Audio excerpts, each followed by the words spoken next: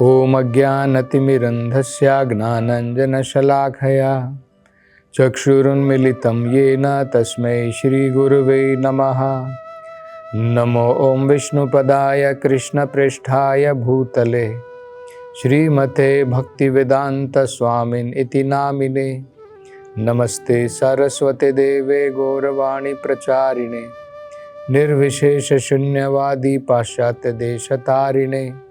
जय श्री कृष्ण चैतन्य प्रभु नित्यानंद श्री अद्वैत गदाधर श्रीवासदि गौर भक्त वृंद। हरे कृष्णा कृष्ण कृष्ण हरे हरे, हरे राम राम राम हरे हरे। हरे कृष्णा। तो नारद जी महाराज युधिष्ठिर को बता रहे हैं कि देवताओं की प्रार्थना से भगवान संतुष्ट हुए, लेकिन भगवान उनके सामने प्रकट नहीं हुए। लेकिन उन सभी देवताओं ने ये भगवान की दिव्य वाणी सुनी, भगवान की दिव्य वाणी को वो सुन पाए। भगवान ने अपनी दिव्य वाणी में कहा, हे देवताओं, भद्रम ते, तुम्हारा भला हो, तुम्हारे जीवन में शुभता आए और तुम्हें किसी भी प्रकार के भय की जरूरत नहीं है। तो भगवान क्या कहते हैं? मद दर्शनम ही भूतानाम सर्वश्रेयो उपपत्तये। किसी न किसी प्रकार से अगर व्यक्ति मेरे संपर्क में आता है, मद दर्शनम, मद दर्शनम का मतलब केवल हमें यह नहीं सोचना है केवल आंखों से दर्शन, क्योंकि देवताओं ने यहां पर भगवान को आंखों से देखा तो नहीं, केवल भगवान की वाणी उन्होंने सुनी, भगवान के दिव्य शब्द मात्र उन्होंने सुने। मद दर्शनम का मतलब है किसी भी इंद्रियों के द्वारा अगर हम भगवान के संपर्क में आते हैं तो क्या कह रहे हैं? मद दर्शनम ही भूतानाम सर्वश्रेयो उपपत्तये। अगर कोई भी जीव किसी न किसी प्रकार से मेरे संपर्क में आता है तो उसका श्रेय निश्चित है, उसकी भलाई उसी में है, वो निश्चित है। तो भागवतम में बताया है, भक्तया माम अभिजानाति। ये भगवत गीता में भगवान स्वयं कहते हैं, भक्ति के द्वारा व्यक्ति मुझे समझ सकता है, मेरे संपर्क में आ सकता है। तो भक्ति के 9 प्रकार की अलग अलग विधियां हैं। श्रवणम, कीर्तनम, विष्णु स्मरणम, पाद सेवनम, अर्चनम, वंदनम, दास्यम, साख्यम, आत्मनिवेदनम। भगवान के बारे में श्रवण करना, भगवान का कीर्तन करना, महिमाओं का गान करना, श्रवणम कीर्तनम। विष्णु स्मरणम, भगवान का स्मरण करना। तो देखिए, किसी भी प्रकार की इंद्रियों के द्वारा अगर हम भगवान के स्पर्श में आते हैं, भक्ति के इन कार्यक्रमों के द्वारा, चाहे भगवान के बारे में श्रवण करें या भगवान की महिमाओं का गान करें, कीर्तन करें, या फिर भगवान का मन से स्मरण करें, या भगवान की भक्ति में दास की भांति भगवान की सेवा में लगे, सखा की भांति भगवान की सेवा में लगे या वात्सल्य रस में भगवान की सेवा में लगे। इस प्रकार से अलग अलग जो भक्ति के कार्यक्रम हैं, ये सब अद्वय हैं, इनमें कोई अंतर नहीं है। कई बार लोग सोचते हैं कि मुझे भगवान के दर्शन करने हैं। भगवान के बारे में सुनना भी भगवान के दर्शन है, भगवान को सुनना भी भगवान के दर्शन है। केवल भगवान को देखना मात्र भगवान के दर्शन नहीं है। तो ये हम यहां पर देख सकते हैं, भगवान स्वयं इन देवताओं को कह रहे हैं कि मद दर्शनम, किसी भी प्रकार से मेरे संपर्क में आने से सभी जीवों की उत्तम भलाई उसी में है। तो उसका कोई संदेह नहीं है कि उनके सभी कष्टों का निवारण होगा। आगे भगवान बताते हैं कि हिरण्यकशिपु ने क्या किया है और उसकी क्या गति होने वाली है।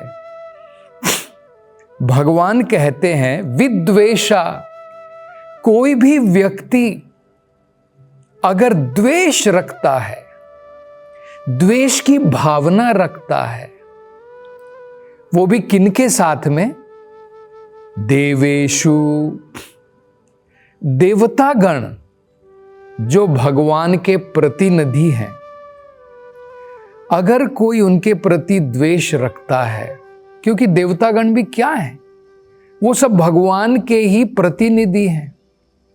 अनेकों प्रकार के जो भगवान ने विभाग बनाए हैं संसार में, चाहे वो अग्नि का विभाग हो, पानी का विभाग हो, वर्षा का विभाग हो, ये सारे देवतागण भगवान की आज्ञा के अनुसार ही कार्य करते हैं। तो ये सब भगवान के प्रतिनिधि हैं। तो अगर कोई व्यक्ति देवताओं के प्रति द्वेष रखता है या फिर वेदेषु, जो व्यक्ति वेदों के प्रति द्वेष रखता है, जिन वेदों में आत्मज्ञान, परमात्मा ज्ञान और भक्ति कैसे की जाती है, क्योंकि भगवान भगवद गीता में कहते हैं, वेदेषु सर्वेषु अहमेव वेद्यः, सारे वेदों से मुझको ही तो समझना है। तो वेदों में भगवत ज्ञान है, परमात्मा ज्ञान है, आत्मा ज्ञान है। तो कोई व्यक्ति अगर वेदों से द्वेष रखता है, मतलब वेदों में जो लिखा है उसका पालन नहीं करना चाहता है, अपनी मनमानी करना चाहता है। गोषु, गोषु का मतलब होता है भगवान को और मानव समाज के लिए अत्यंत प्रमुख प्राणी जो है वो गो माता है, क्योंकि गो माता का जो दूध है उसे लगभग बताया जाता है कि वो धर्म है, क्योंकि उस दूध के द्वारा अनेकों प्रकार के यज्ञ की सामग्री होती है। जैसे मक्खन होता है, घी होता है, जिन सब का प्रयोग भगवान की पूजा में, भगवान के यज्ञ में, भगवान के अभिषेकम में, और मनुष्य के लिए भी भगवान को भोग चढ़ा करके अगर हम गाय के दूध का सेवन करते हैं, वो हमारे मस्तिष्क के लिए अत्यंत महत्वपूर्ण है। अगर हम आध्यात्मिक ज्ञान समझना चाहते हैं तो हमारे दिमाग में जो अनेकों प्रकार के सेल हैं, जो हमारा मस्तिष्क है, वो विकसित होना चाहिए। तो गाय के दूध के द्वारा वो कार्य होता है। तो इसलिए भगवान कह रहे कि अगर कोई व्यक्ति गाय से भी द्वेष रखता है, विप्रेषु, जो व्यक्ति ब्राह्मणों से, जो वेदों का ज्ञाता है, जो लोगों को वेदों का ज्ञान प्रदान करता है, ब्राह्मण का यही तो कार्य है। वो वेदों का ज्ञान स्वयं प्राप्त करता है, लोगों को प्रदान करता है, लोगों को समझाता है, सिखाता है, पूरे समाज को आध्यात्मिकता की तरफ दिशा दिखाता है।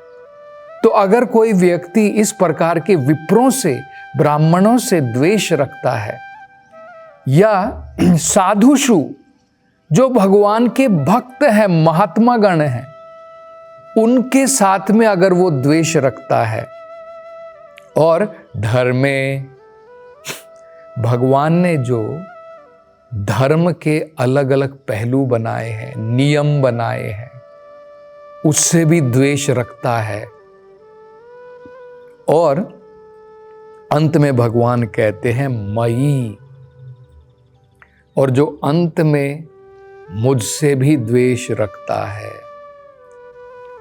तो उसका फल क्या होता है, उसकी गति क्या होती है? सवही आशु विनश्यति। उस व्यक्ति का, उस प्रकार की सभ्यता का बहुत जल्द, आशु का मतलब है बहुत जल्द, विनश्यति विनाश होना निश्चित है। तो मतलब भगवान ये बताना चाहते हैं कि तुम्हें चिंता करने की जरूरत नहीं है। हिरण्यकशिपु इस प्रकार की कैटेगरी में आता है, वो असुर है। वो क्या करता है? देवताओं से द्वेष रखता है, वो वेदों से द्वेष रखता है, वो गो माता से द्वेष रखता है, वो ब्राह्मणों से द्वेष रखता है, वो भगवान के भक्तों से, साधुषु, उनसे द्वेष रखता है, धर्म से द्वेष रखता है, और अंत में मुझसे भी द्वेष रखता है। तो इस प्रकार का व्यक्ति सवई आशु बहुत जल्द विनश्यति, इस प्रकार के व्यक्ति का विनाश बहुत जल्द ही निश्चित है। और अंत में भगवान उनको कहते हैं कि खासकर भगवान स्वयं कब अवतरित होंगे हिरण्यकशिपु का वध करने के लिए?